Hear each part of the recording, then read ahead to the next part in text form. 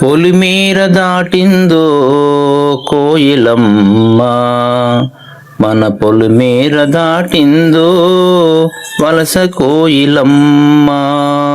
కోయిలమ్మ సేద్యం చేసే రైతులెక్కడమ్మా, సేద్యం చేసే రైతులెక్కడమ్మా, ఎక్కడమ్మా ఎక్కడమ్మా అన్నట్టుగా పంట పండించలేక బీడు భూములై రైతు కోసం భూదేవి ఎదురు చూస్తుంది. సాంకేతిక పరిజ్ఞానం ఉన్నప్పటికీ సాగు చేసే భూములు లేనట్లుగా మారుతున్నాయి. సారవంతమైన నేల సాగు చేసేదెలా తెలియక బీడు భూములుగా మారుతున్నాయి. రైతు బిడ్డ రైతు కాకూడదు, ఏ ఇంజనీరో డాక్టరో కావాలంతే. ప్రస్తుత కాలం ఎవరో కాదు, మనమే ప్రశ్నగా మారబోతున్నాము.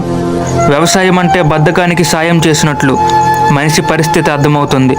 రానున్న కాలంలో రాకెట్లు పండిస్తారా, తినడానికి కనీసం బిస్కెట్లైనా దొరుకుతాయా అనే సందిగ్ధంలో మనిషి ఉంటాడా?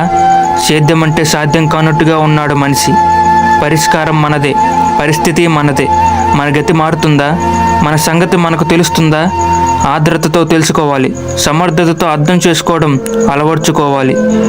రైతాంగం అంటే ప్రతి అంగంలో జీర్ణించుకోవాలి. రైతే వెన్నెముక, రైతే రాజు అనే నినాదం మారకూడదు. నినాదంలో మార్పు వస్తే మనిషి విధానమే మార్పు వస్తుంది. నిదానం ప్రధానం, నినాదం మనిషికి మంచి విధానం. సర్వేజన సుఖనో భవంతు.